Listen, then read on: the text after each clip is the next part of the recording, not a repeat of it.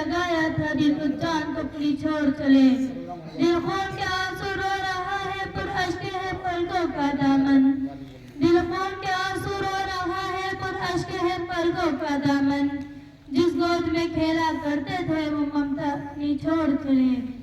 الحمدللہ رب العالمین والصلاة والسلام على رسوله الكريم.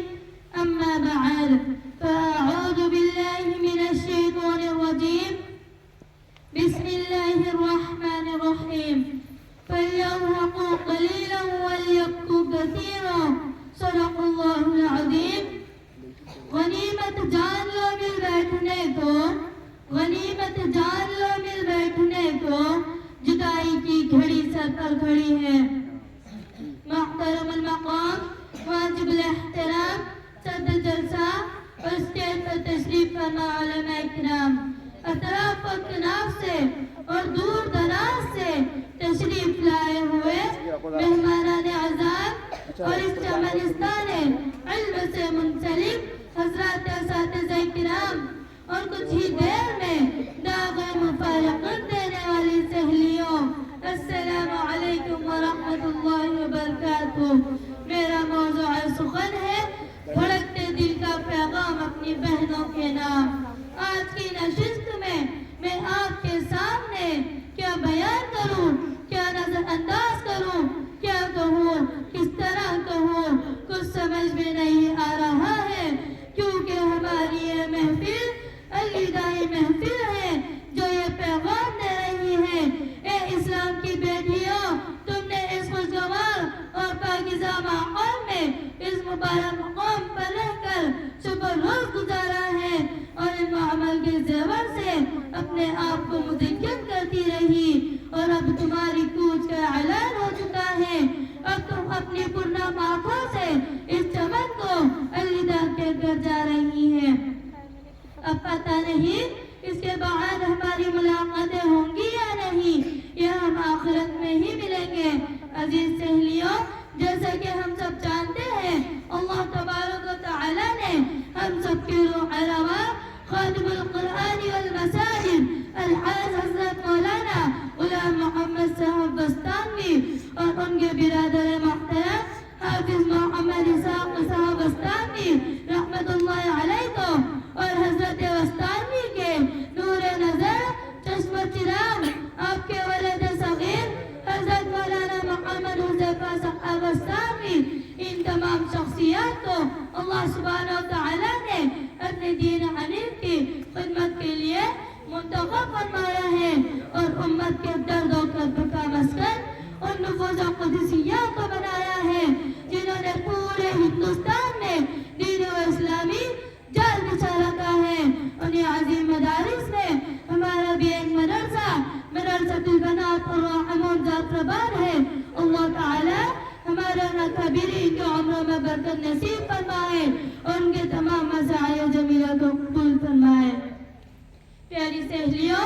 ابھی ماضی قریب کی طرف ہم دیکھتے ہیں تو وہ منظر ہماری نگاہوں کے سامنے گھوم جاتا ہے کہ ہم اپنے اپنے علاقوں سے کشا مدرسہ حضر کی طرف چلے آئے تھے. مدرسۃ البنات کی دور و دیوار، اس کی شاندار فلوباس عمارتیں، خوشنما باغات، ناظم محترم، اساتذہ کرام و خدام کرام زبان حال و قول سے یہ کہہ کر ہمارا استقبال کر رہے تھے کہ گلشن میں ہر کلی کی حفاظت کریں گے ہم، کہ گلشن میں ہر کلی کی حفاظت کریں گے ہم، نہ جانے کس گلی سے مہک اٹھے گلشن. مدرسۃ البنات الرحمون سے ہم لطف اندوز ہوتے رہے. اللہ قال رسول کی دل نواز صداؤں سے معطر ہوتے رہے. اپنے اساتذہ کرام کی نیم شمی دعا اور علوم اسلامیہ سے سیراب ہوتے رہے. یہاں کے خوشگوار آب و ہوا کے مزے لوٹتے رہے اور آج یہ کہتے ہوئے کلیجہ منہ کو آ رہا ہے کہ ہمارا علمی سفینہ جو آج سے 4 سال قبل منزل مقصود کی طرف رواں ہوا تھا، اپنے ساحل سے ہمکنار ہونے جا رہا ہے. ہم اس گلشن علمی کو داغ مفارقت دے کر یہاں سے روانہ ہو رہے ہیں اور پھر شاید کبھی ملاقات نصیب نہ ہو. ہمارا والے اساتذہ جنہوں نے دن رات ہماری تعلیم و تربیت کی خاطر فکر کا لبادہ اور رکھا تھا، جنہیں ہمارے ساتھ ہمدردی، الفت اور محبتی وہ ہر طرح سے ہماری خبرگیری کیا کرتے تھے۔ عزیز اہلیہ، اب وقت زیادہ نہیں رہا، دل کی گہرائی اور محبت بھری نظروں سے ایک مرتبہ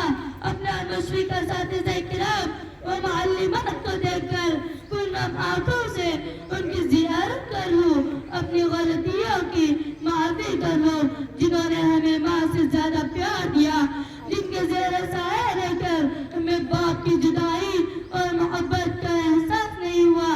اپنی سہیلیوں کو گلے لگا لوں جن کو یہاں مزید رہنے کا شرف حاصل ہے، ہمارے ان ذمہ داران مدرسہ کو دیکھ لوں جو ہمیشہ ہماری تعلیم و تربیت کی فکر میں برقرار کرتے تھے، ہر اعتبار سے ہمارا خیال رکھا کرتے تھے۔ مدرسۃ البنات کی دور و دیوار اس کی شاندار فلکوں سے مارک کر ایک نظر ڈالو، جن کی آغوش میں ہم کبھی کھیلا کرتے تھے، جن کی زہر انگیز لطافتوں سے ہم مسرور ہوا کرتے تھے،